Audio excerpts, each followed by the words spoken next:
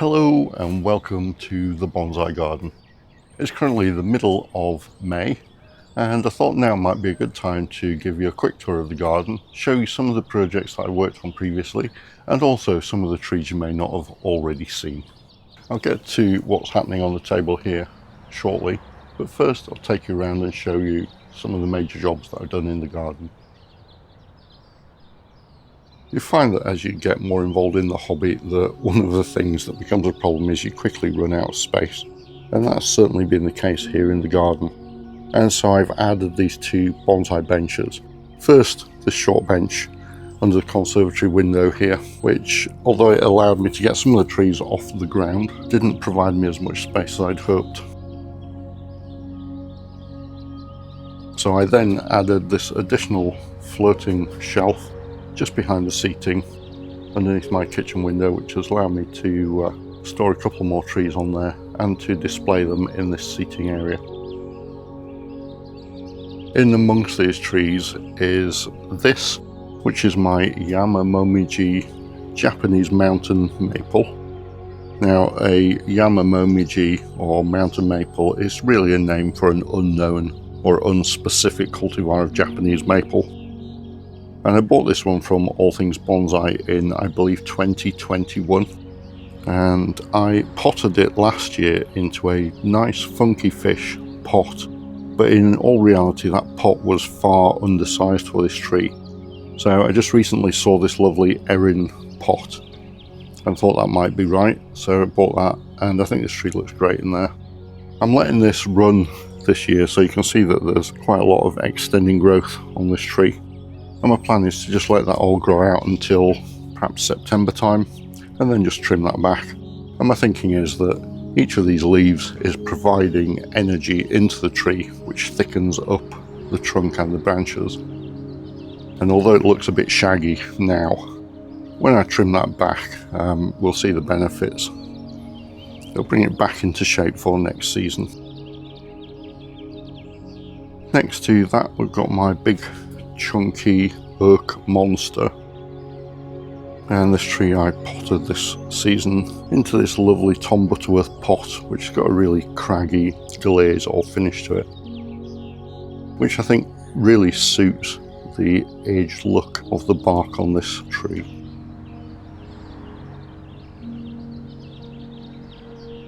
The tree next to it here is one which I got from my garden centre. I was lucky enough to find some Pinus densiflora, and I think this one's a Jane Cluis, which is a Japanese red pine.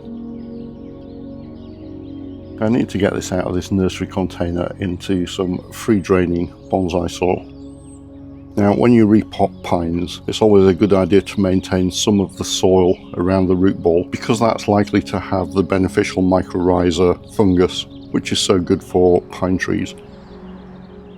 This tree immediately next to it is the lower half of a Hall's scarlet hawthorn tree, which I bought from an online bonsai retailer about 4 years ago. And the problem I had with this tree was, you can see the trunk there is quite sort of twisty, but that continued up for probably another 6 inches. And it looked quite unnatural, and so what I did was I air-layered the top off this tree. Hall's scarlet hawthorn is a notoriously difficult tree to air-layer, so I'm quite surprised I had any success. I think clearly that was beginner's success, unaware of the difficulties I was likely to have. And it's just beginning to come into flower. Hall's scarlet hawthorn has a double flower. It's really quite attractive, and again you can see the twisty shape on the trunk here, and if you imagine that was sat on top of what was already an equally twisty trunk, it looked quite unnatural, and I think creating 2 separate trees out of it was probably the best way to go.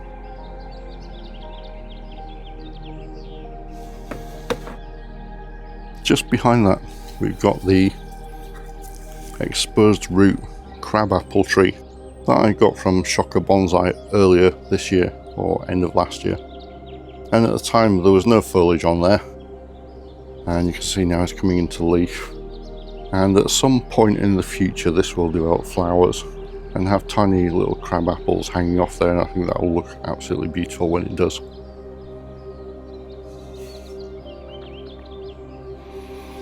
I just mentioned that these bonsai benches that I've added are a fairly simple construction. It's just really deck boards sat on a couple of breeze blocks. And I've chosen with these benches to go for a composite material, which is a recycled plastic that has a wood effect or wood grain effect in it. I like the colour, and also I'm not going to have to ever treat these, unlike my main benches, which are made out of wood. The tree just coming in here, this beautiful red tree, is my corkscrew Disherger Japanese maple that I bought from Greenwood Bonsai a couple of seasons back. And that's just continuing to thrive in that pot there. Next to that we've got an air layer, which is the top of a Chinese juniper. And this pot featured in a video where I asked for suggestions on which pot to put that into. It's a little bit shaggy and featureless at the moment, but I need to let that grow a little bit, and then I might look at adding some dead wood in there. This Cotoneaster was grown from a cutting. It's about 3 years old, I think. Now I can see this pot is cracked, so at some point I need to look at moving that into a different pot. Air layers seem to feature quite prominently in here. And this is a Fuji cherry Kojo no Mai tree in a beautiful Tom Butterworth pot, which I think greatly complements it. And this is another tree where I took an air layer from the top of that.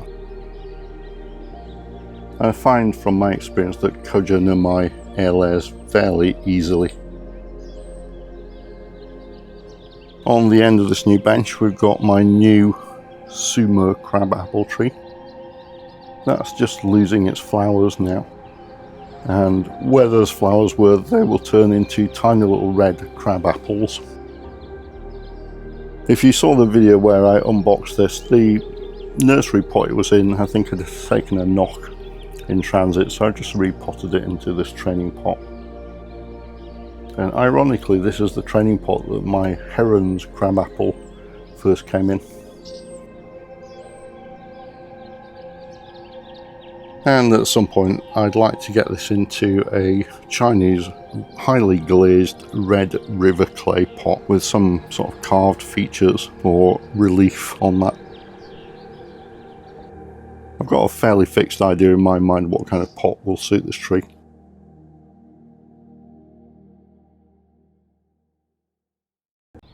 And talking of my heron's crabapple tree, here she is in all her beauty.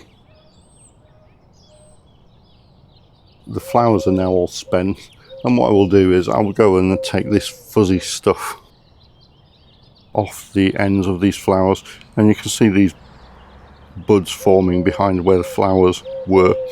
Those will all become tiny little crab apples, and I will go through and I will remove perhaps 2/3 of those.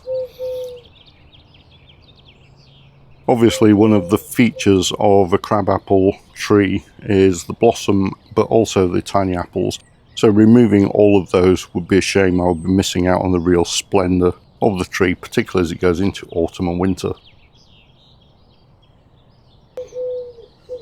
When it comes to pruning this tree, I don't do an awful lot with it, just sort of snip off extending growth on the tips.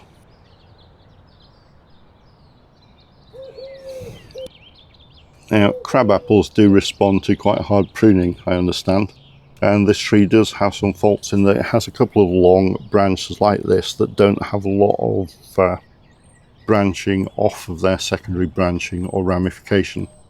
Just a bit of foliage on the end. My concern with a hard prune on those, if I was to cut that back to there and there is no growth or greenery up to that point where I make the cut, that branch may well die. So I'm reluctant to make that move. But certainly further up we've got more increased ramification, and I'm just really cutting off where the growth is extending out just to maintain the profile of the tree. It does sometimes suffer with woolly aphids, particularly sort of around the base of the tree. So I will treat that from time to time, and also just go through and pick out any weeds in there. I'm probably due to do a major root prune on this, maybe next year. This is another one of the trees I got from Shocker Bonsai. This was a Christmas present, and it's a lovely twisty Japanese black pine. And I'm not really doing much with that for the time being, just letting that develop. Bonsai doesn't have to be an expensive hobby, and this is a oak tree which I've grown from seed, and the tree must now be 3-4 years old. It has this unusual look to it. There's quite a twist in the trunk, and to my mind it looked a bit like a palm tree on a desert island with all the straight trunk and the foliage up top. It's, as I say, it's quite unusual, but I think it's quite a nice tree. The tree also benefits from being in this fantastic Tom Butterworth pot with some carving and relief around that. That's a really nice pot with a lovely colour to it.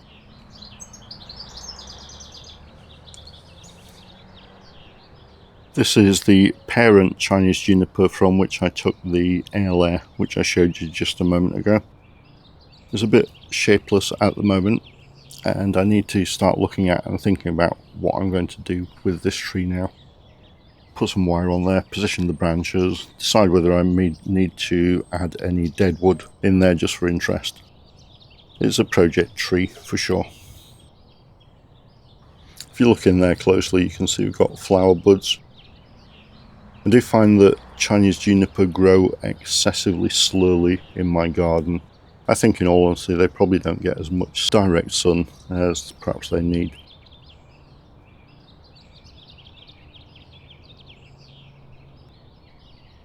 Over here we've got the cornus, which I initially styled several months back, and it's now got some foliage on there, and I'm just letting that grow for the time being. I can revisit that next year and start shaping it. One of the trees that I put my own significant stamp on is this, my hornbeam stumpy tree. And this started life as a 7-foot tall tree which I did a severe trunk chop on.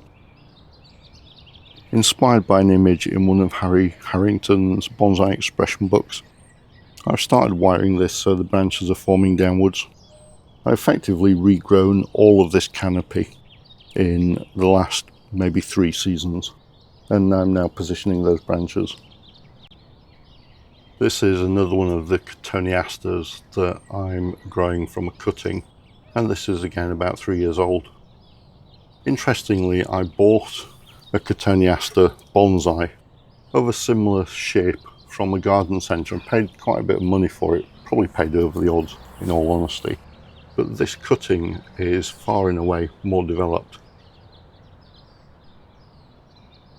In fact, this one seems to be quite slow. Perhaps it might benefit from being repotted into some different soil. Next to that is a juniper cutting which I rooted. You see that's got tiny little flower buds on it, and really I'm just leaving these to grow and thicken out before I put some wire on and start shaping them. I've got a handful of these. You can see there that that's sat in this lovely Walsall Studio Ceramics pot, which I really need to find some use for because it's such a beautiful pot with great colours in it. It's a shame that it's not currently being used. So I need to find a tree to go in there. In fact, I wonder if this might be the obvious candidate, and just move this cotoneaster over into there. Down here we've got a olive bonsai tree, and also a Buddhist pine tree. Now, neither of these two trees like the particular British climate, but they seem to do okay sat as they are against the house wall here.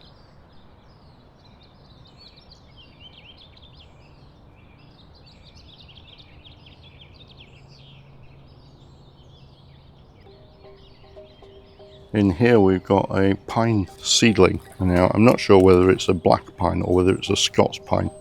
And this came from a batch of seedlings that Tony Higginson was giving away at his bonsai extravaganza. And I'm just letting that grow. I've taken it out of this pot and pruned off the downward growing taproot. And you can see it's putting out candles and it's subdividing. That just needs to be left to grow for a couple of seasons. Immediately behind that is a beech tree, which I've had growing in this growing basket for a number of years now, probably about 4 years, and that's giving it a nice radial root spread. But what I had a problem with on this tree is there are no branches on this side of the tree, so I've tried doing grafting.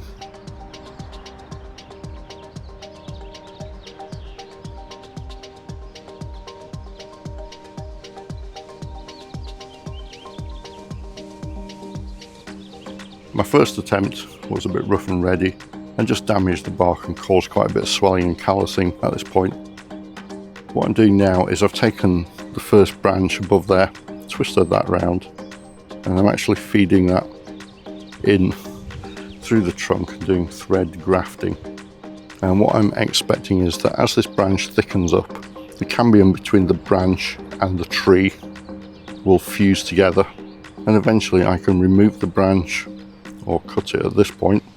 This branch will then be independent of where it started and will be being fed from the bark and the cambium on this side of the tree.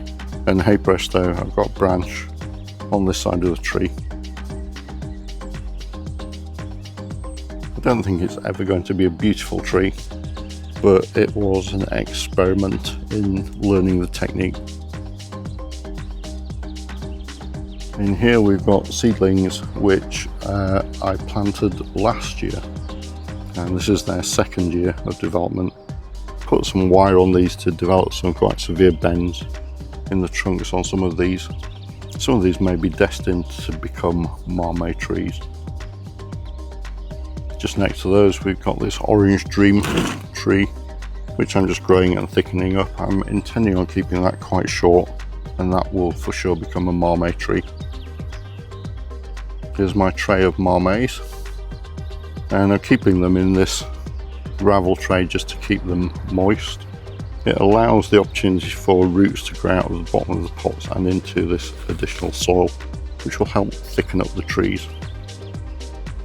And we've got a number of different trees in here. There's some Chinese juniper cuttings. I think this one might be a western hemlock tree, or the one at the back there. We've got an oak, which was grown from an acorn. And behind that is a wild cherry tree, which I believe self-seeded into the lawn in the front garden, and is just growing and thickening up in this pot. They do tend to get quite large leaves in the first flush, but I have found from experience that if I were to cut all of these leaves off, the second set of leaves will develop from these buds at the base of the stalks, and those leaves will be much smaller and more in proportion with a bonsai tree. Again, this is a future project. I'm just thickening up that tree. On the floor here I've got various trees, and this is one of the reasons why I needed to add a couple more benches. This is experimental material mostly. There's a Corylus corkscrew hazel tree down there. There's a couple of Japanese maples of one kind or another. I think the dark lead one there is a bloodgood. There's a hammer melis in there, which I think is the tree with the large flat leaves just there. And what you'll find is that as you start out in bonsai, you'll try experimenting with various trees and discover that some are more suited to bonsai than others. And I think that may be the case with a number of the trees down here. Just in here we've got the multi-trunked silver birch tree, which I got from Tony Higginson, and which I'm going to do a special video on shortly, where I carve that up into air layers. So keep an eye out for that if you're interested in seeing how this tree develops.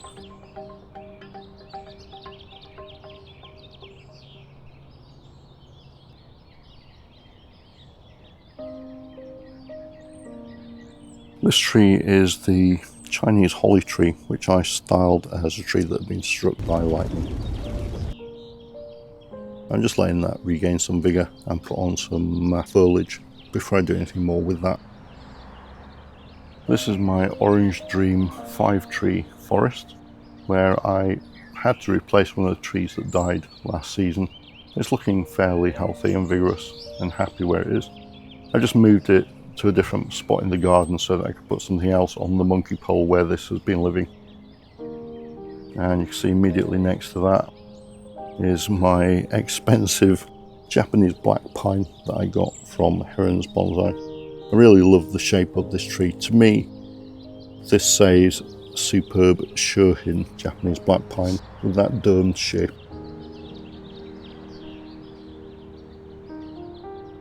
Immediately next to that is my Sumo Pyracantha tree, which I got from Shocker Bonsai. And I think what this tree needs at the moment is it needs to go into a rectangular squat pot. It's got such a powerful, thick, squat trunk that I think what it needs is a very masculine pot, so a sturdy rectangle, maybe with feet.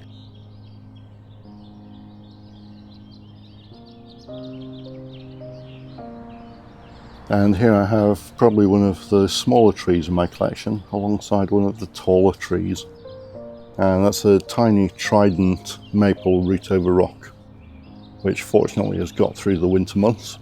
And immediately next to that is this beautiful, tall, formal, upright larch tree that I got from Bonsai Bonsai probably three and a half years ago. The foliage on that was quite sparse at the time, and it's just thickened up over time with a bit of ramification. It's looking quite lush and green at the moment, and for the first time this year we have cones. Now I know a lot of people worry that these sap the energy from the tree, but I think they're just really too beautiful to remove, and there is only the one at the moment, so I'm less concerned about that. I think if your trees have lots of cones on them, perhaps reduce them, but I wouldn't remove all of them. You're taking away something which is one of the attributes of the tree that makes it unique and beautiful. This is my beautiful Korean hornbeam tree here. It's got lots of ramification on it, although the trunk might be a little on the thin side to support that level of ramification. What I've noticed this year is this half of the tree has already developed, whereas this half is quite slow. There are buds and leaves forming on there, but I'm still waiting for that to open out fully, and I'm sure that will happen in the next month or so.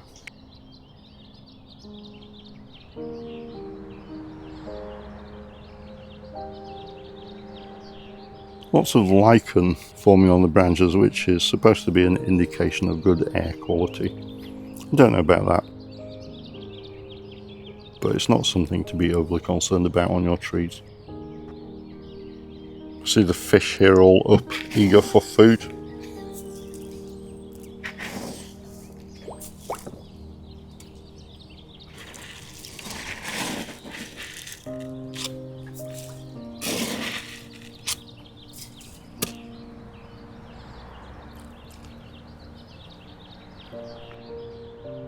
And also my cat has got no dignity because she always insists on having some too.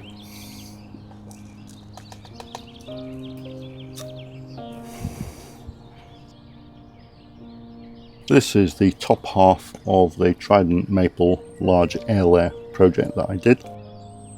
And this is a tree I got from All Things Bonsai about 2 years ago, and the intention was always to separate that into 2 trees. I had been concerned that maybe this didn't have enough root on it when I separated it, but fortunately it's growing, and it's in this pond basket to help generate more roots. This is the lower part of that air layer,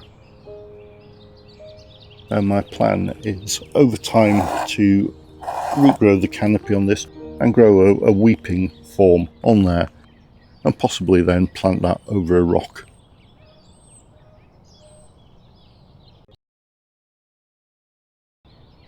So this is my main bonsai bench here, And the first tree here is the Katsura Japanese maple, which I got from the local DIY store for about £8, and that was 4 years ago. First couple of years it's spent in a basket to try and help develop that nabari, or radial root spread there, the flaring root where it enters the soil. I'm quite happy with that. And I've just been reshaping, trimming and developing ramification on this over time. It had a repot this season into this fresh bonsai soil, which I think will reinvigorate the tree and help it with more growth and ramification. This tree is a Japanese maple Dishojo, and it's got something of a tragic story which I might have to make a separate video on. I've been redeveloping it in this pot. Unfortunately, this large tree next to it was leaning against it and applied some pressure into the top of the tree, and this whole section here, which was growing in there, snapped off and has died, which again is all part of the ongoing woe and misery of this particular tree. I'm currently growing it in there to develop some new roots on it in a different plane than where the roots were at the time that I planted it into this pot. There's a number of Chinese elm trees on the benches here, all looking quite healthy and vigorous. This one in particular, and they're such vigorous, easy trees that I would recommend one to anybody who's looking to get into bonsai. And I will be pruning this back multiple times throughout the season. And when we've got extending new growth, I'll just cut that back to the first 2 or 4 leaves on any each bit of new growth. That will let light into the rest of the tree, otherwise it becomes a bit shaggy and dense and you might start getting the interior parts of the tree dying off. Just behind that, 2 Chinese juniper trees. The one in the pot just here is a project tree. It's one of Corinne's lockdown project trees from Greenwood Bonsai. And I just shaped and trimmed that a little bit. It needs some more work, and I'm also thinking now I'm going to repot it into this ceramic pot, just to give it a bit more growth over the next couple of years. And again, you can see I don't get a lot of extending growth on junipers in my garden, and I think that might be because I only get bright sunlight into the back garden from afternoon onwards. So these trees aren't getting a lot of direct sunlight, which I think is what they need really. So they do grow, but they grow exceedingly slowly for me. And this one next to it is my ram's horn juniper tree, bought from All Things Bonsai for my birthday, I think 3-4 years ago now. I've applied some lime sulphur onto this, which I was sent kindly by Adam of Notion Bonsai, which has whitened up really nicely, giving the contrast between the deadwood and the reddish brown bark on the tree. Again, this is another one which is growing slowly. I can see I have got some growth extensions out of there, but certainly not as much as I would like. And I'll just come in and give this a trim at some point, just to tidy it up and make the pads more distinct. Here's a couple of beautiful cork bark Chinese elms. This first one root over rock, and the second one just growing in this pot. And I do love cork bark Chinese elms. I love the sort of craggy, aged looking bark on them. And again, they're very easy trees, and I'd certainly recommend, if you're interested, get hold of a cork bark Chinese elm. They make beautiful little bonsai trees. Again, vigorous growth on these, and all I'll do is come back and on this, for example, this is all the new growth, and I'll just maybe chase it back to about that point and lose this upper growth and go around the tree and do that. Just let a bit of air into the tree. And Chinese elm, they grow quite densely, so it's beneficial to go in and perhaps remove every second branch just to open up the tree and make it a bit more airy and light, and let growth develop and the buds develop in the inner part of the canopy of the tree.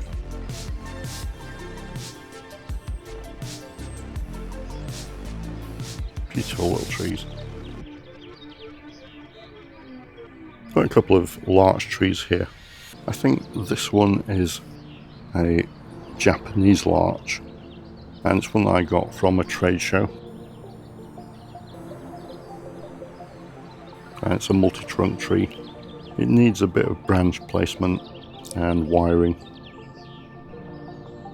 and you can see that it's beginning to extend out, and I'll be cutting these back at several points throughout the growing season just to maintain the profile and the shape of the tree. But larch is such a beautiful tree with a lot going on all throughout the year. This is another one, and it's a tree that I got as part of a bundle of larch trees. I bought them online, about 20 for a fairly good price from, I think, 3 Fat Pigs or Larch Field Trees in Northern Ireland. I also used them to make a couple of forests, one of which wasn't a great success, and I'll show you the other shortly. There's an Alberta spruce here, typical Christmas tree shaped type tree. I've added some wire in that. That probably needs taking off, although be cautious with wiring Alberta spruce, because as soon as you take the wire off, the damn thing just reverts to how it looked previously. It's such a elastic tree that it tends to just revert back to its former shape as soon as you take the wire off there. So that's something to look out for. This tree is one of my first ever efforts, and it's a variegated Cotoneaster. And because it's variegated, that means that it doesn't have as much greenery in the leaves for photosynthesis. And that means consequently it grows very, very, very slowly. And to me it looks a bit like a pair of frog's feet sticking up out of the pot. It's not one of my greatest bonsai successes, but this time it looks like it's got some little flowers forming, which could be interesting. Moving on from that is my Metsequoia Dawn Redwood, and each of these is a separate leaf with leaflets coming off there. It has a habit of growing directly upwards, so I need to look at wiring some of this down. It's looking quite healthy at the moment. Moving on from that, we've got a couple of silver birch trees. There's the beautiful little silver birch stumpy tree here. The leaves are looking a little bit on the large side at the moment. Maybe trimming back some of those and doing a bit of partial defoliation on that will make it look like it's more in scale.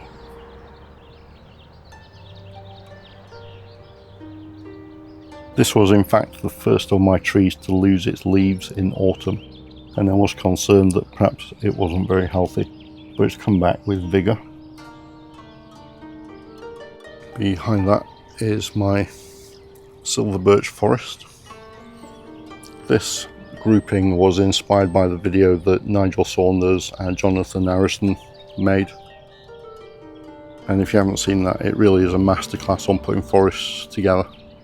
I had a tree at the front here which died in the initial composition, so I tried replacing that with another tree and doing a trunk chop, and this one has also died.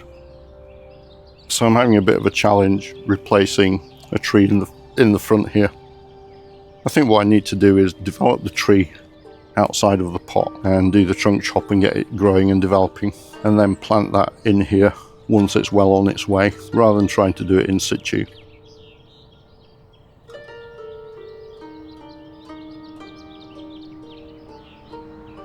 These grow with quite an upright growth and need trimming back several times over the season, just stop it becoming unmanageable.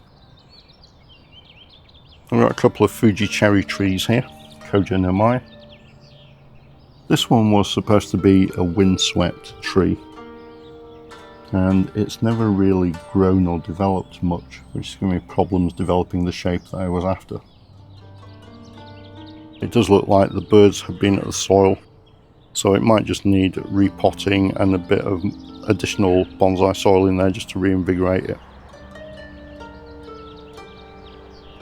This another one is going to be a formal upright or broom style tree. It's just got a bit of wire on there at the moment just to position some of the branches.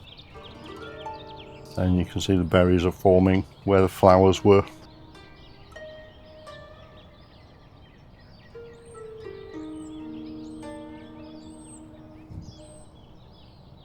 This is my chocolate birch, and you can see I'm wiring and positioning some of those branches, try and give it a more of a drooping aspect, and I'll do more of that as the tree grows over the season. It's in this absolutely stunning Tom Butterworth pot, which got all sorts of subtle colours in the glaze as you turn the pot, including flashes of gold. You can also see in there that the tree has got quite a substantial nabari forming on there. It's giving me some nice taper in the tree.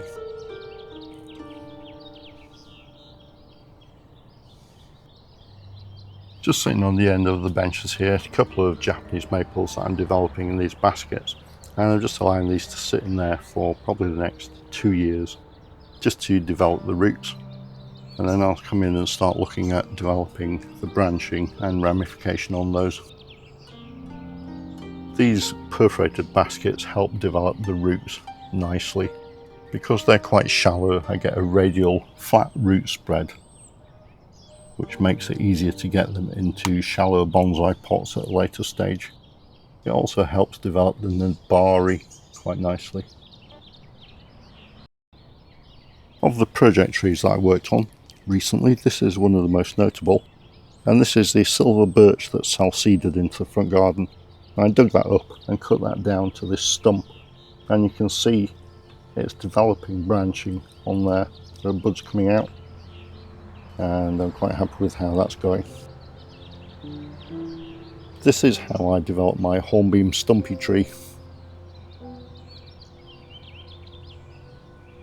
So from a featureless stump that's about 8 inches tall, I've now got some options in terms of branches forming on there and a potential new leader.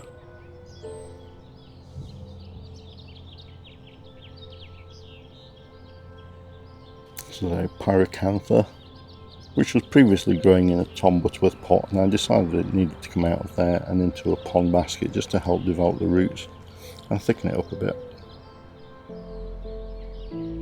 And you can see it's just beginning to come into flower, and there will be a profusion of berries in there come late summer.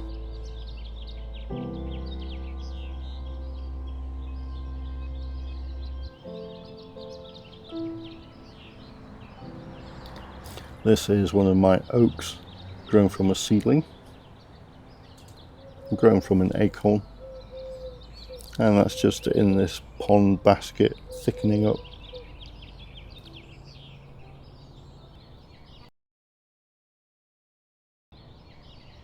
In this tea garden area, we've got this Tony silver birch, which I'm developing the weeping aspect on, and I will just continue with that this season. I sorted out issues with the roots and the soil and repotted that this year, and I'm just going to leave that to develop. Beyond that is this Shishigashira Japanese maple that I bought for air layering. Those have been on there now for about a week and a half, 2 weeks. And I'll just be leaving those on there for another couple of months to develop roots. And then when I separate those, once those have established, I'm planning on sending them out to a number of other bonsai YouTubers. In this more shaded area, I've got my birthday large Chinese elm tree. I'd like to get this into another pot, and I've been speaking with Elizabeth at Hinata Ceramics about a possible pot for this tree. In front down here, We've got a hawthorn, which was a £2.99 sapling that I bought from a local garden centre about 4 years ago. I decided to grow this one at an angle and have the branches coming back over this way. It's been sat in a pond basket for some time, which had cramped the roots somewhat. I popped it into this ceramic pot, mainly for stability because the tree kept falling over to that side. All the weight is up here. So I now need to start looking at this and reducing the foliage on this side of the tree so that it sort of comes back over itself. Now, I skipped over the trees that were on the garden table, and there are actually quite some big changes happening in the garden here. The first is that I've added quite a bit more bench space around the patio for trees.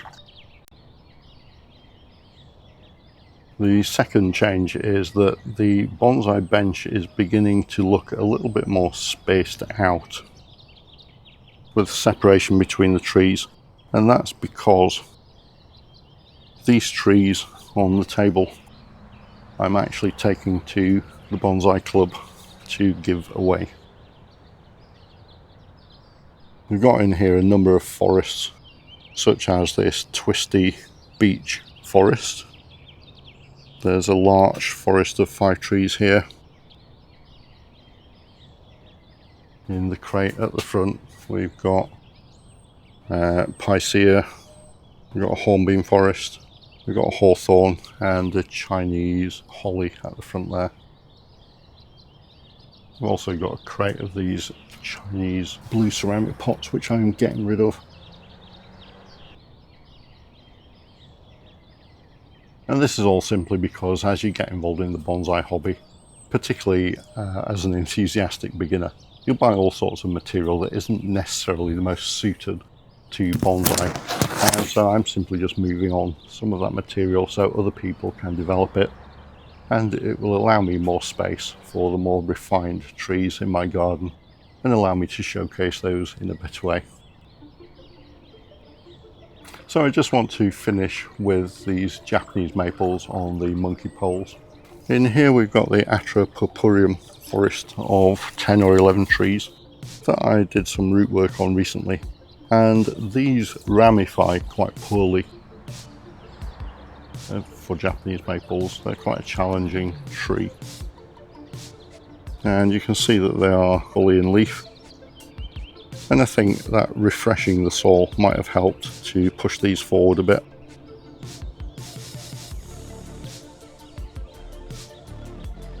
At the back there is my Japanese maple butterfly grove, and I've just moved that from the side of the pond just to rotate things around the garden a little bit and to help this develop.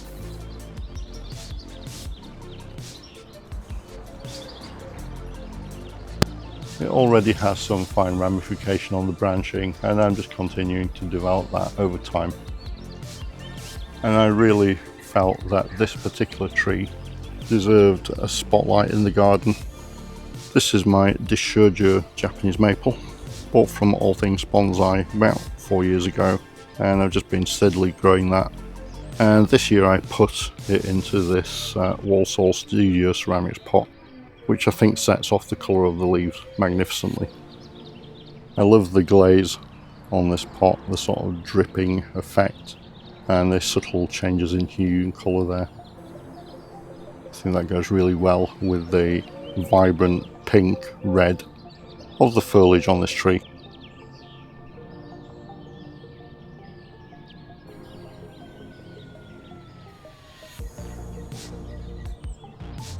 I hope you found that useful or interesting, and also remember that at the moment I'm giving away 8 beautiful ceramic bonsai pots from Hinata Ceramics to celebrate hitting 10,000 subscribers on the channel. If you haven't seen that video already, then by all means check it out. And make sure you enter the draw. And good luck. Thanks for watching.